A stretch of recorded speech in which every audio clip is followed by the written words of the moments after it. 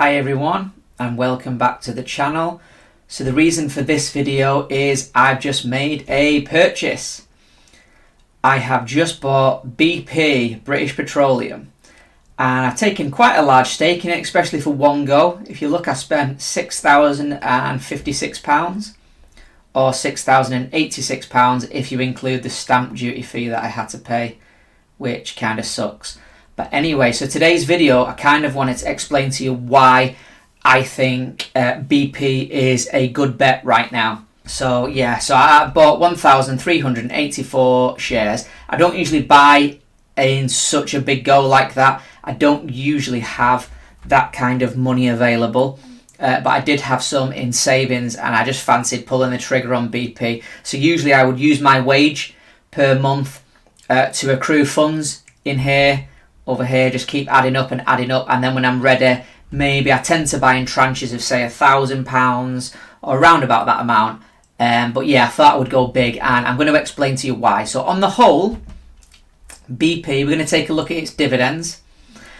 So this is per quarter. It pays the quarterly dividends, and if you look for quite a while now, they've been so it's this middle column here. They've been steadily on the rise. So 4.1, 4.15, 4.35, and it keeps going up and up and up and up. Now on this sheet, there's quite a lot of history to BP. Obviously, there's obviously been times with major oil spills. Like, it doesn't always go up. If you look in the past here, we've hit some 8s and 7s, and then they've had to reduce it significantly, or some type of COVID financial crash, COVID times, and they've had to reduce it. So it's not always plain sailing. But on the whole, the stock market isn't that way. But if you were to scroll back, like, there's a long history here. If you would go back to when this chart starts, like 93, look at what they were paying. 1.25, 2, and then it continually rises and rises and rises. So on the whole, BP's continual growth when it comes to giving out dividends has kind of always been there. There's been some resets, but no company's perfect. I mean, it's going to be extremely difficult for you to find companies that have just always increased the dividend no matter what.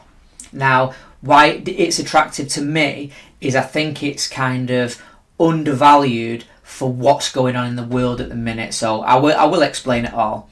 So I think we're at a time where there's not enough capex at the minute. So this is a forecast of how much capex is needed, continually going out through the years here. So as you can see, it constantly needs to go up, and that capex is capital expenditure, and that's the money that oil and gas companies need to put back in from their profits to go and find new oil fields and new places to dig and new wells, basically. And if you think about it in terms of overall in the world, all of the giant easy wells that you just put a drill in and get the oil out, most of them have been found now. It's not that there's a lack of oil out there, it's a case of that it's harder and harder to get out of the ground. It's in further and more difficult places. It needs specialized equipment. Therefore, the amount of oil that you're going to get out of the ground can be difficult to get, and therefore the costs have to go up. So eventually, you're going to have to keep spending more and more and more to get that oil out of the ground, which means eventually the price of oil is essentially going to have to rise. So here is the general dividend growth. So as you can see, it's been on pretty much an incline the whole time, for a good few years now, which is what I like to see. And even in a struggling environment, like at the minute, oil is low for what it comes down to. For where we're at, I think it's around about $60 odd or something. That's quite low for where we're at in the world. I mean, in times oil spiked to over 100. Think of the profit margins when it spikes to over 100. So on the whole, the dividends are probably very solid, and it tends to be around about 5.5%, 6%, or as low as say 4.5%. But even 4.5% is better than most current accounts and most things like that. And I'm looking to compound, and BP isn't going anywhere, so I think it's a solid buy. We've also got the year-on-year growth. Some years are great. There's been one or two like minus years where they lower it a little bit. But like I say, on the whole, I think it's great. And one of the main reasons is this one here. So if we look, this is an article from 5 days ago, but ultimately BP shares fall as net zero plans trigger a hit of up to 5 billion. So I owned BP quite a while ago. I'm talking many years ago now. And in the end, I ended up selling it because I didn't like the woke kind of direction that they're going. So when it comes to the whole global warming, global change, climate change, is the world is changing no matter what. And I would argue that human input into that it plays its part, but it's minimal compared to what it's been hyped up to be. So no matter what, if we want to have a high standard of civilization, we need cheap energy, and cheap energy in abundance. So we're going to need to extract oil. We're going to need to mine uranium. We're going to need coal as we transition and look for better resources and better, higher returns from energy. Uranium is probably one of the best higher returns, but ultimately oil is involved in quite literally thousands of products. Modern life is based on petroleum. So when BP took the stance of trying to shift from a petroleum company to like a wind farm and all this, net zero thing, it just didn't make sense to me, and I knew they were going to lose money. So I sold my shares at the time for a small profit, and I walked away. But this now, they're looking to write off $5 billion that they've wasted towards net zero, that they acknowledge now is kind of a waste, as it says in this article, essentially. Primarily due to the lowering of its green energy projects. So because they weren't really making that much money, but they were spending a lot of money on it, and in my terms, that's 3.7 billion that they're going to get rid of. It rethinks its strategy in the gas and the low carbon sector. So they're going to go back to oil, just getting standard oil out the ground. And both, you'll notice in my portfolio I own Shell. So both BP and Shell, they can get their oil out the ground for round about $45, $47 a pair. They're both round about the same thing. So even in an environment where oil is quite low, like it is at the minute, round about $60 a barrel, they're still making profit per barrel because they've been doing it for so long. They have all the equipment, they have all the team in place. They can keep them costs nice and low. So even in that environment, and I think oil is going to go higher long term. I think it's going to go a lot higher and probably be sustained there for a good while. So that I'm hedging my bet that I think that's the long-term future. So right now, with oil price being distressed, this is a fantastic buy. We've got a company that's going back to getting just straightforward oil out the ground. We've got an oil price that at the minute is low, but I predict that it's going to go higher over time, and it probably will stay higher for quite a while. And so let's take a look at the oil price. So as you can see here, it's currently at 64.16 for some Brent crude oil. And this is, I've gone back here for quite a while to show you how it goes in peaks and troughs. It comes in waves. Oil inevitably has some huge spikes. We've seen quite a few times where it's peaked over $120 a barrel. And at the minute, if you look, we're not obviously at very bottom lows that it's been in the past, but we're not exactly in a rich place, are we? It's not exactly a high price. So I think long term, gold tends to follow as well. That's something I wanted to say. Oil tends to follow just behind gold as well, and we've seen gold on quite a massive tear. And I think at some point this is going to spike upwards to this. So if we put it, that's a very long term one. If we look at 5 years, look, it's been in a downwards trajectory. For a while it spiked here back in 2022 to 120, and we've been in a downward spiral. Now I don't think that this spiral here is going to last for a very long time. Don't get me wrong, I'm not saying this is the turnaround now. I'm not saying I've picked the very bottom. I'm not that naive where I think that I can predict that, otherwise I'd be a multi-millionaire already. But I'm suggesting that I believe the price of Brent and crude in general is going to turn around at some point, and we're going to see 80s, 90s, possibly over 100 again. And also as well, so specifically, as I've bought BP on the London Stock Exchange and I've bought it through that, I want to talk about how depressed it is at the minute with the windfall tax. So if you're not from the UK, it's interesting to note that in the UK, it was the Conservative government when they were looking for people to blame, when everybody's prices were going haywire for everything, for electricity, this, that and the other, they brought in something called a windfall tax, and it was on oil and gas companies. And the idea is they would impose a levy on the profits, and then supposedly, give it back to the taxpayer. We never saw any of that. It was a load of nonsense. It was just a way of extracting money out of companies. And even though it's fallen, they've not removed that. Now, where are we here? So we're quite high as well. The levy is massive. So the government applied at the time. It was set at 25, and then it was due to expire at 2025, and then they increased it to 35, and then I think they put it at 38. So that's on top of normal. Yeah, so increased to 38, which it currently is at, and it's sat there with this being in place until March 2030. So I think they were already paying 35 anyway, or 30 something. So it's like 70% or 40%, I think they were paying. So it's like 78% is levied against them. That is ridiculous. We've literally targeted an industry and put a very specific levy under the banner of, making life better and green levies.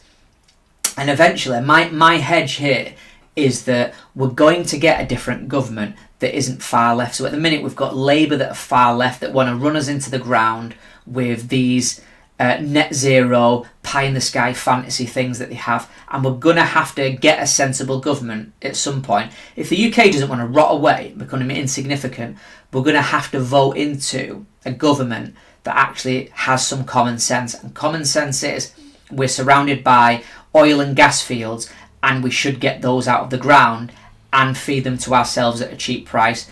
So one thing that I'm betting on at some point, it won't be this government obviously, but at some point somebody is going to have the common sense to take away this levy.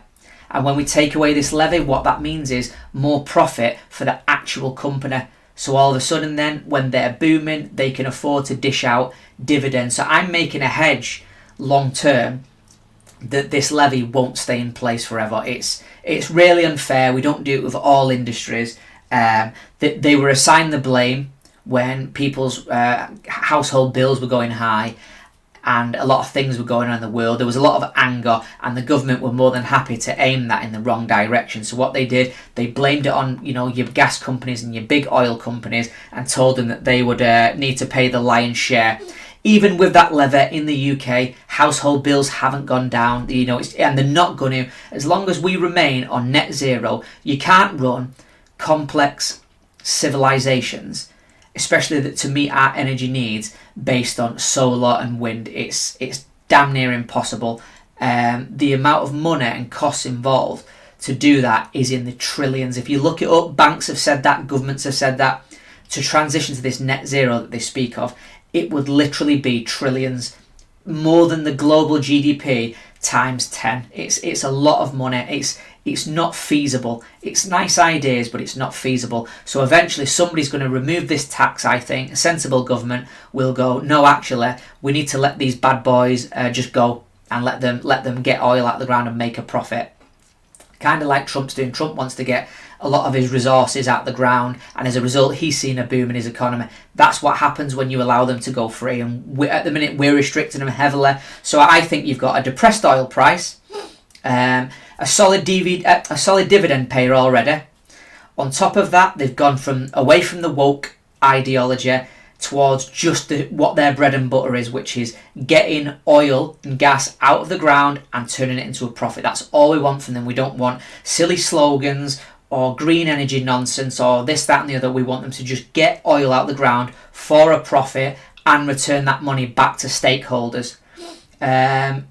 So I'm predicting, hopefully long term, that this levy is removed as well and they become even more profitable. But this is years out. I'm willing to sit in this because I'm a dividend guy.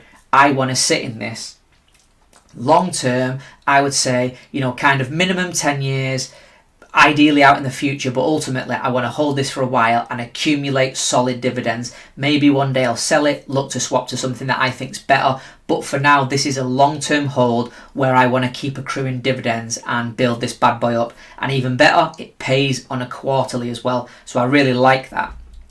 Now I'm going to end it on this sheet, guys. So this is why I want a dividend portfolio. So I've laid out here, they're not all my bills, but these are some of my bills for now.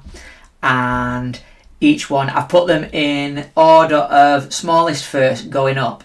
And if you remember from my first video, I explained that I currently get, or I did, it balanced out at £166.60 per month for the year of 2025. So when I look back, that was how much I would get from all my dividends balanced out. Now, if you remember, I only have about 4 or 5 companies or whatever it is, and they pay me quite sporadically in large amounts. But when you balance it out, that's the figure. So as you can see already, this is my goal. This for me is how I keep myself focused. I want my dividends to eventually pay for all of these, not some of these, all of these. So I don't want to have to keep exchanging my labour day after day and going out there to then pay these off per month. I want my money to be working for me. So think of like each one of your pounds is an employee, and I want my employees to go out and earn for me all the time. So that's exactly what they're going to do. So just last year alone, if we were to look at it, it pays for my monthly haircut, it pays for my road tax, it pays for my monthly contact lenses, it pays for my gym membership, which I need to actually get back to. That's kind of being wasted at the minute, but I need to get back to that definitely. It pays for my mobile data. At the minute, I own my mobile phone, so that side has just been paid off, which is fantastic. So there's one less bill, but importantly, it pays that down. Then I've got my building and contents insurance, which is averages about £26 a month, and finally my internet and phone line.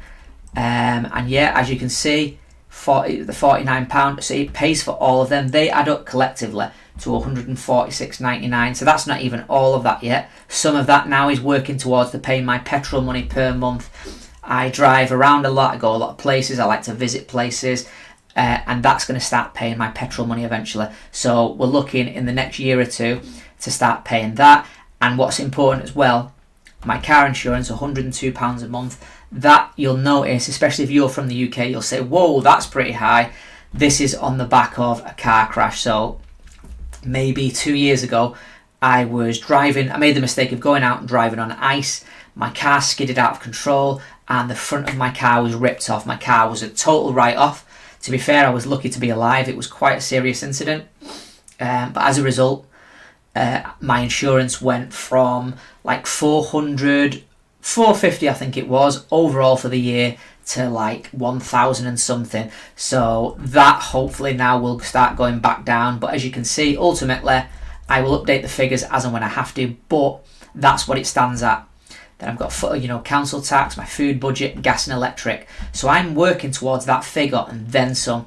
My goal is to continually accumulate and compound my interest, so I will never touch these dividends as it stands for the foreseeable. I will only use those dividends to reinvest in companies that I see fit and look to keep growing this portfolio. And eventually, over time, it will pay for all of these and my excess spending money. So it will be travel money and the things that I enjoy. And the idea is, for me, this is all about giving me freedom. I don't want to be a wage slave forever. You only have a limited amount of energy to give over your life, and I would rather give that towards my girlfriend, towards the future family that I'm planning on having, towards things of that nature. I like traveling, I like doing a lot of things in my spare time, including making videos like this. I would love to do this full time, but as it stands, I have a normal job. I'm a normal working class guy, so I'm looking to build this out. But I think that's interesting. So every time that I get some sort of dividend news, or I notice that this number goes up, I'll probably review this and we'll take a look at it, guys. But anyway, I hope that you liked today's video. I hope that you can appreciate why I've bought BP. Maybe you think that's a good decision, maybe you think it's a bad decision. I'd love to hear your comments. Hopefully you're building a dividend portfolio as well. You can understand my journey. If you haven't already, please like, share and subscribe, guys, and I will see you in the next video. As always, thank you for watching.